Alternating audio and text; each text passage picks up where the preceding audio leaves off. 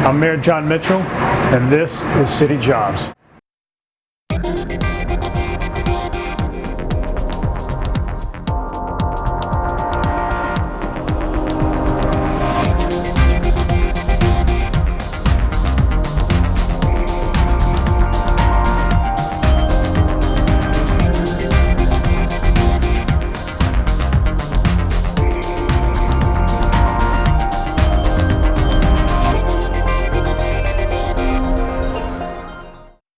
Hi, I'm Jon Mitchell, Mayor of the City of New Bedford. Today we're at the Buttonwood Park Zoo. If you haven't been to the zoo in a while, you need to go. It's a great place, and today we're going to take a behind-the-scenes look at what's going on, things that you don't see on the usual tour of the zoo. Come on in.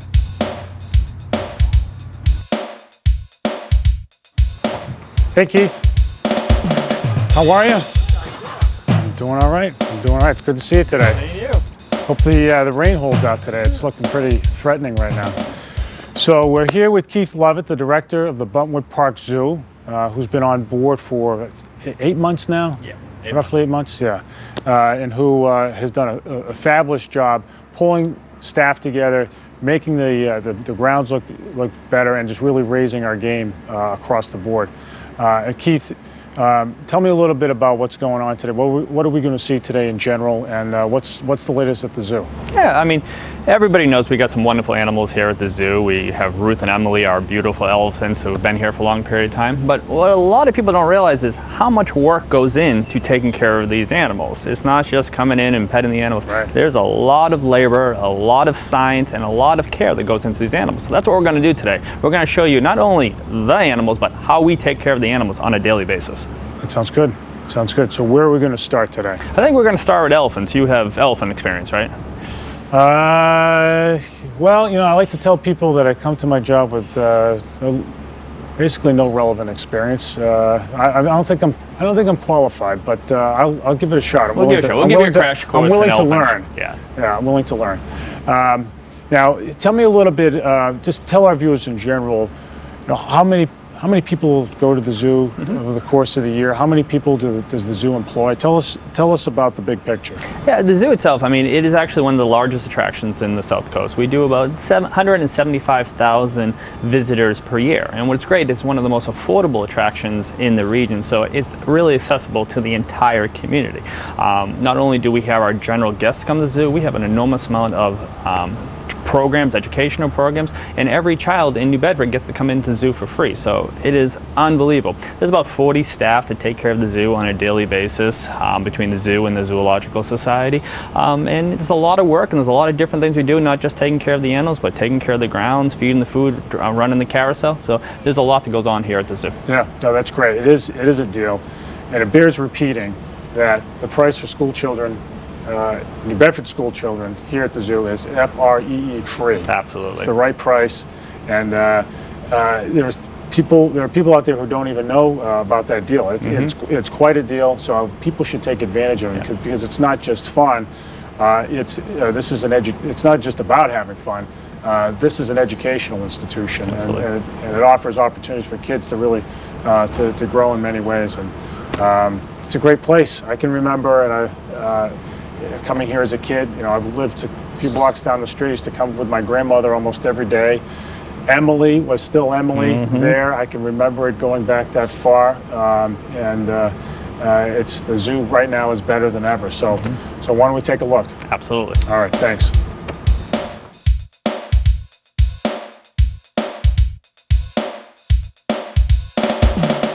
Okay, we're here right now with Kay Santos, who's a zookeeper at the zoo, and we're also here with Ruth. And if you think that I'm a little uncomfortable turning my back to the elephant, you'd be right. So I'm going to keep one eye over my shoulder. But in any case, Kay, tell us a little bit about what you do here at the zoo, what you're responsible for, and what it's like. Well, we're responsible for feeding the animals, coming in, checking on them, making sure they're okay, giving them their breakfast. We also do cleaning up after them and skin care on the elephants, footwork on the elephants, and that's pretty much our day. Now, you've been at the zoo for 13 years? 13 years. Yeah, okay. And our elephants are celebrities in town, right? So both of them are, Emily and Ruth are how old now? 40s or late 40s? Ruth is 54. Oh, okay. And Emily is 48. 48. So they've been around for a while. So Emily's been around Since for a long time. For a very long time. She's Right. been here since 1968. Right. So that's great. And they still have the retention pond there. Do they ever go in that thing?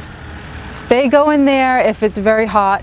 They'll spray themselves down and go in. Or if it's already raining, if Emily's already wet, she likes to go inside and continue to play.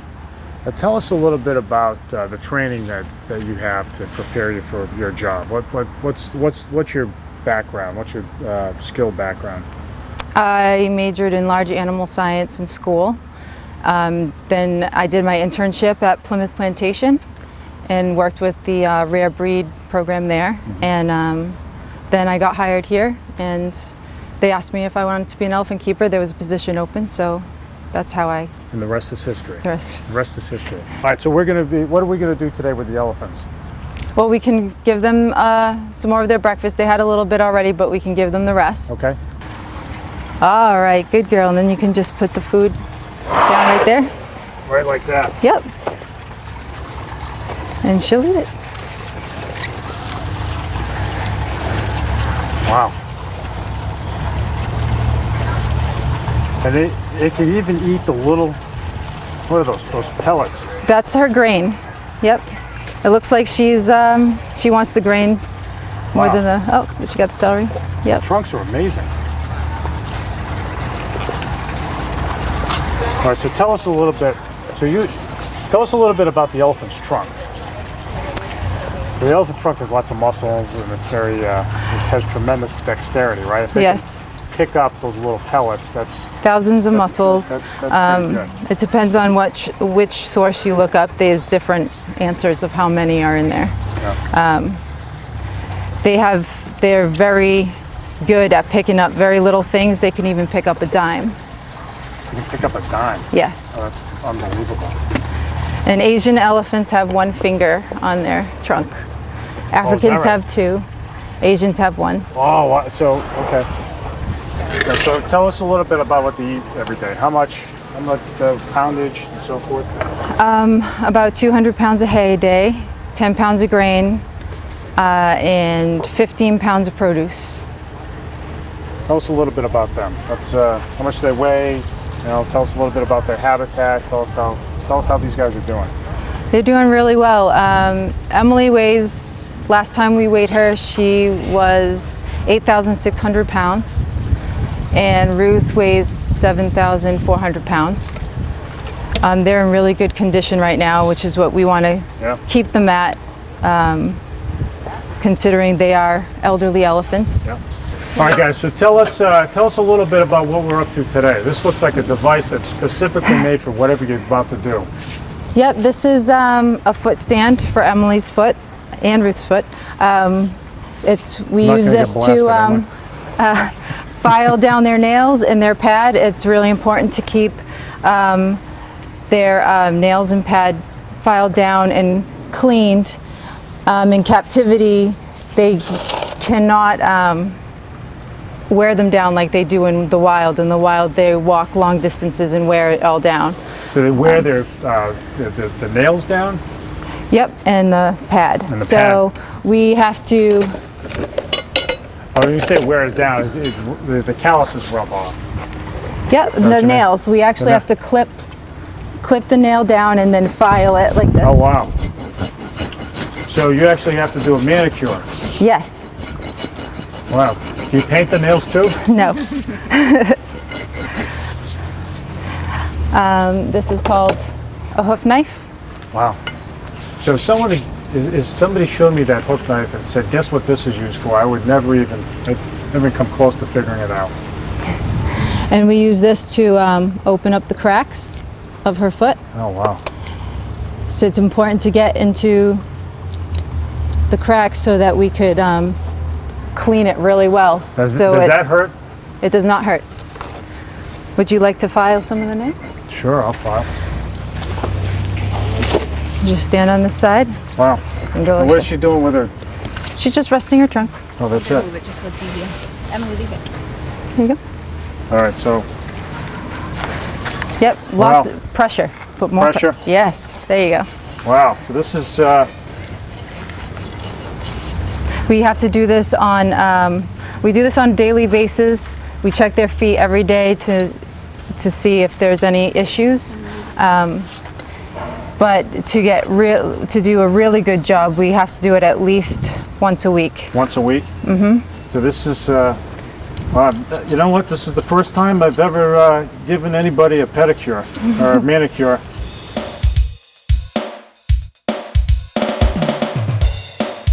All right, so we're here with Ashley Graham over in the bear exhibit, and we're going to be talking about bears today. And Ashley, tell us a little bit about the exhibit. Tell us what you do here, and then I've got some questions. Okay, good.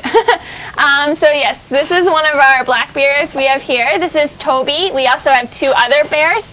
We have two females, Amy and Ursula. Okay. And they have all lived here for most of their lives. On the exhibit here, they'll all three go out there. We'll go out there in a little bit.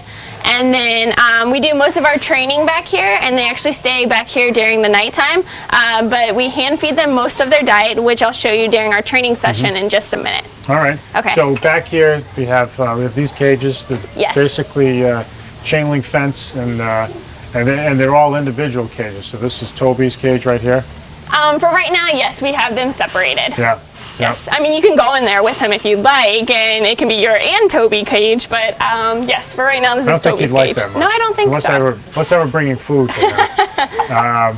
So I think Toby knows that you guys have a salad with his name on it, and that's why he's pretty worked up right now, right? Yes. So Yeah. Let's bears say right are on cue. He knows we're talking about him. So bears, they actually eat. They're omnivores, so they eat produce and meat. Yeah. 85% of their diet is vegetation. Yeah. So what we'll be training with them is a lot of fruits and vegetables. So what kind of meat do they eat? They can eat fish. They usually eat stuff that's already killed. But here at the zoo, we don't feed them fish. They actually don't like it. More of the bears that come from the north, they'll eat it. So these guys Is is that a mostly zoo in produce. New Bedford, and he refuses to eat fish? Yes, yes. So you would not be taking him out to sushi. He does not like fish at all. Okay. So these are black bears. Yes.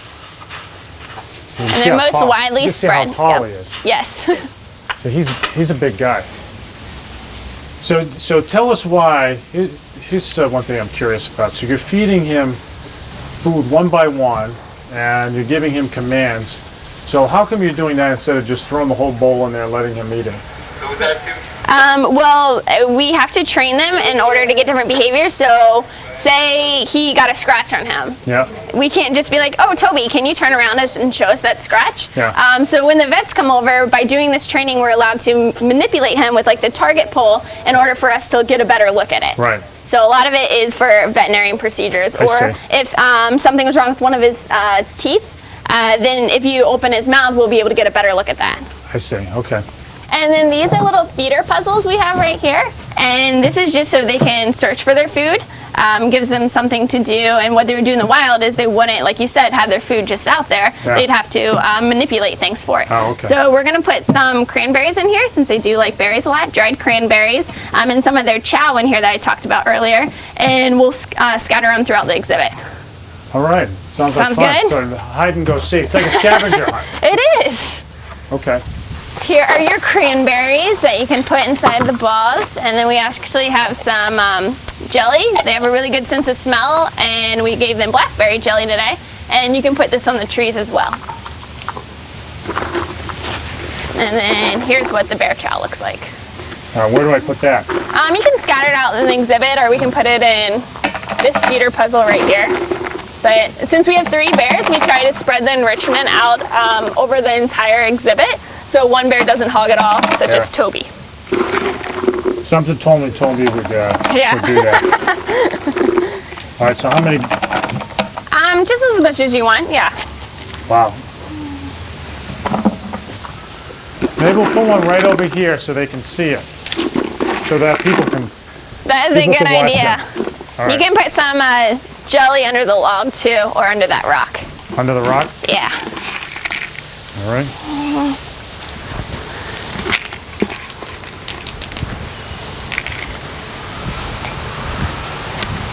Put some Oh, you're on. being very generous with the jelly. I'm that kind of guy.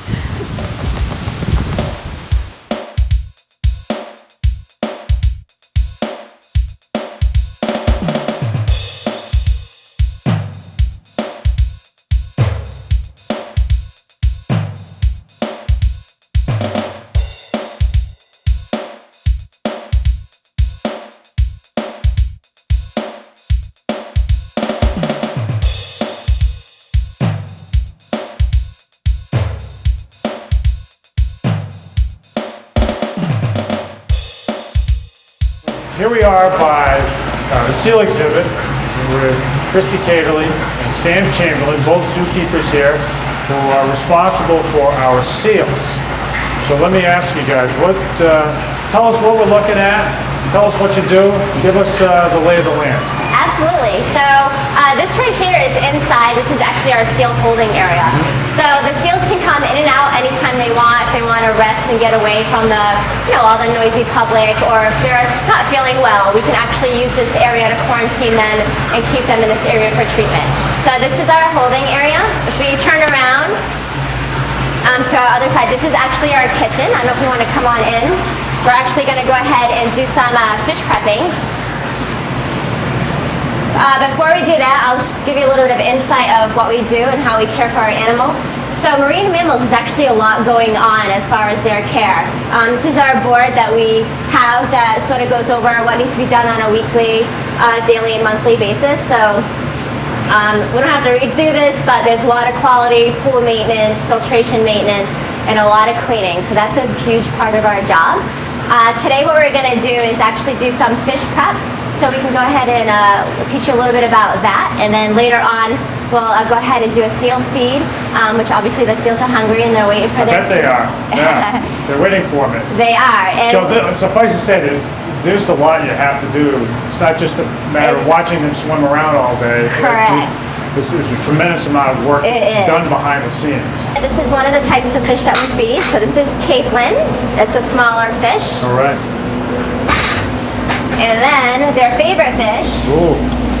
is herring. So this Wow. is their So favorite they like fish. It's herring. a fattier fish, yeah. Yeah. Higher in calories, So they use that better. for dessert. Exactly. Okay. So we have, like I said, we have 3 seals, which means we have to have 3 buckets. This is our scale. And each seal is on a specific diet. So they get a certain amount of calories that they get every day. I see. And that can actually fluctuate seasonally. So on top of keeping sure that their calories are correct, we also actually have to do weekly rates on them. And we just want to make sure that they're in the right body condition for the winter versus the summer. Okay, so perfect example right there of the breathing. I think we're So you take one away. one away. Maybe another one away. Take another one away. There we are. So we're at 2. Okay. I'm going to enough. switch buckets with you. Okay. And you can keep that one there. I'll keep that He one also there. gets 2 pounds of capelin as well. All right.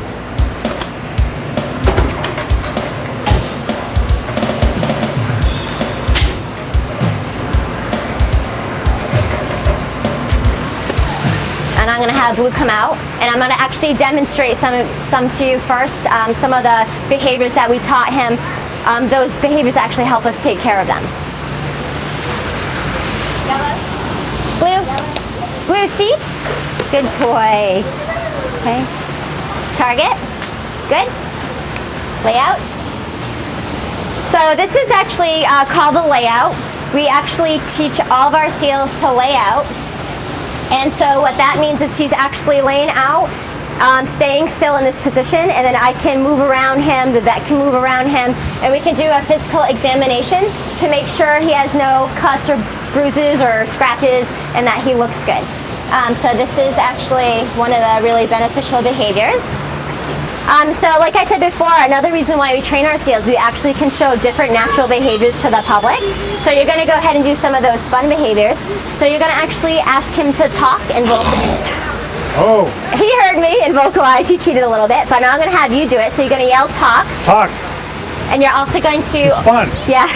And you're also going to open your hand like a big 5. At the same time? So you can say blue talk. Okay. Oh. Blue talk. And maybe down a little bit. Blue talk. There we go. Good all job. right, good boy. Good boy. You got a herring for that. Yep, and I'll have you do one more cue with him, which is going to have him porpoise. So you're going to ask what? porpoise or jump out of the water. Oh, yeah, I want to see that. So you're going to say blue out, and you're going to throw your hand up in the air like that. Yeah? Yep. So you can do it to, yep, say blue out. Blue out. Oh, okay. Let's see. There we go. Wow.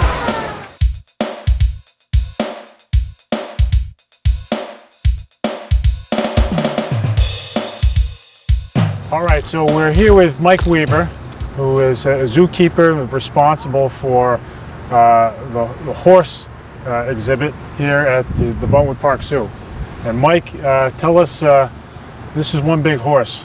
Tell us, it's a she, right? Yes. Are these all she's? No, there are 3 males and 2 females. Oh, all right, okay, all right. But this big one's a girl. Yes. All right, so tell us, for those of us who know close to nothing about horses, tell us a little bit about her. This is Pearl. She's a Suffolk Punch draft horse. Draft horses are really big in general. They just use them for pretty much just farm work, for pulling things and things like that. I believe she's about 12 years old, 12 or 13 years old. She's about 1,200 pounds, I believe. Wow. And yeah, she's really good. We're gonna just put a halter on here and lead her over there to get groomed. Okay. It goes right over the head and over the ears. And then we're just gonna fasten it here. And what about some of our other horses here? The one that's trying to pick your pocket right now. This one. This is Juno. He's just a younger. He's a pony, but he's full grown. Hey everybody. He's a pony. Yeah, he's got quite a personality, so he might be following us around a bit too. Okay. All the other horses in here are actually ponies. So what we're doing now is we're grooming the horse, right? So Yes. what does that mean? When we're all familiar with the term grooming a horse, but what exactly does that? Just to keep her coat clean and healthy, pretty much. Combing. Yes. Combing. Yep. Yeah. Okay. They're pretty much, what we do is we have 3 stages of grooming. We'll start off with a rougher brush like this. It's a rubber brush, and we'll go in a circular pattern. And the purpose of that is just to work any dirt loose and loose hair loose. And the horses like this. Yes, she does really enjoy this. She's a little distracted right now because they just put some hay out, so she kind of wants to go eat. Oh, I see.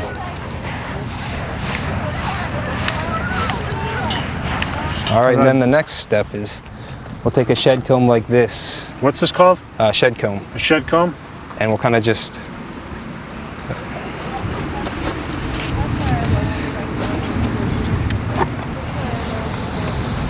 Oh yeah, look at that. And this will just help remove some of that dirt that we just worked loose. Yeah, all right, Pearl. So I don't know if you want to try this one. Sure, I'll try it. So just like that, yeah? Yep. Oh yeah, look at all that dirt coming off. Yep.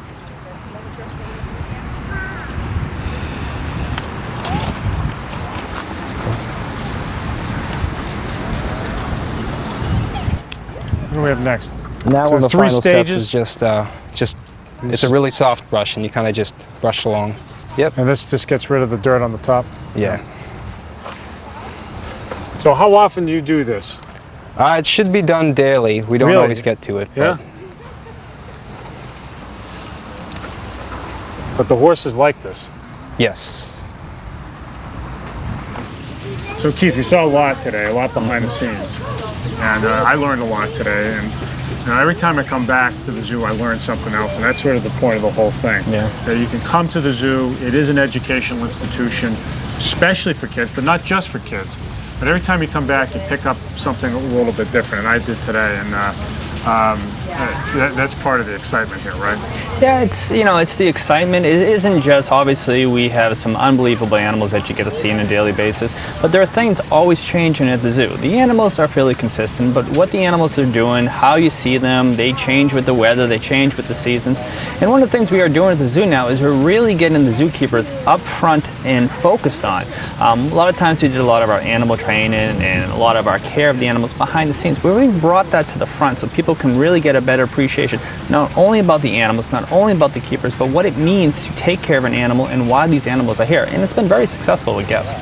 It's that approach that keeps zoos relevant today, because with the internet and of course the TV, people can see animals in 2 dimensions on a box and even learn a lot about them, but it's something entirely different to be able to get up close and in some instances actually touch animals and see them in their habitats or replications of their habitats. Creates another education opportunity. And it's really great. I mean, you hear that argument all the time. It's like, why do you still need a zoo when you have so much digital access now to animals? And it's really not the same thing. You know, a 2-dimensional view of an animal compared to smelling, hearing, becoming excited about an animal, watching an animal, it's not the same thing. I was at an elephant meeting not too long ago, and there was a person there talked about how she was talking to her children about elephants. They were going to go see the elephants at the zoo, and that person goes, like, children go, elephants? Elephants are alive? I thought elephants were like dinosaurs. Yeah. So there is a disconnect. There's a disconnect with nature as people become more digitally focused and more urbanized, if you will, that they really don't have that connection with nature. And be able to not only have connection with nature, here at the zoo, connection with wildlife goes a long way with the children of today. Right, and we're lucky. Most cities, certainly most cities our size and smaller, don't have their own zoos. We've got it here, and it is as strong as it's ever been right now. Where do you see the zoo going in the next few years? Well, the zoo, we have focused geographically at the zoo. Obviously, we have some Asian elephants that are obviously probably the most popular citizens in New Bedford. No offense. None taken. But I mean, you have some unbelievable animals. But you know, we do have a regional focus with our animals. We do a lot of emphasis on Berkshires to the seas, animals that you would see from basically West Massachusetts all the way down to the coast. And we have a lot of conservation messaging about the flow of water as well. I think that's where you really see the zoo in the future. We're never going to be the biggest zoo. We're actually a small size zoo. We're never going to have the largest collection. We're not going to be San Diego Zoo. But to really have good exhibits that people really get to know the animals and have impactful programs, not only from education, but from conservation, veterinary science, that is where the zoo is going to shine in the future. It's just really building those programs. So it doesn't have to be a big zoo to be a successful zoo. We've been told one of the best small zoos in the country. That was based on our exhibitry. Our goal now is not only to be one of the best small zoos in the country from an exhibitry standpoint, but from a program standpoint, education, science, conservation. That's the next step for the zoo. All right, so one of the things that we hope our viewers take away from this is that their kids, their grandchildren need to come back here, because it's not just a fun way to spend a summer afternoon or an afternoon during, say, April vacation, but it's a great opportunity to learn in ways that you can't in a classroom. And I agree with you wholeheartedly. We recognize the importance of fun. People aren't going to come to the zoo if it's not fun.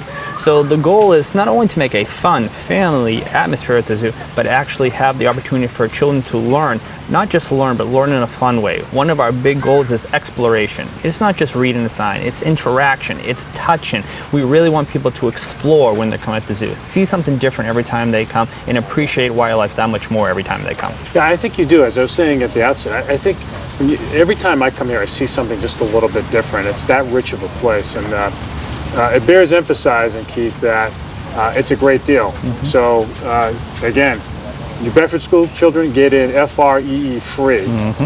So there's every reason to come back and again and again and again and soak it all up. So just want to say thanks for the tour today. Thank you, Appreciate it. Mayor. It's fun. You're doing a great job, and we look forward to the days to come at the zoo. It's going great. Very exciting future. Great. Thanks, Keith.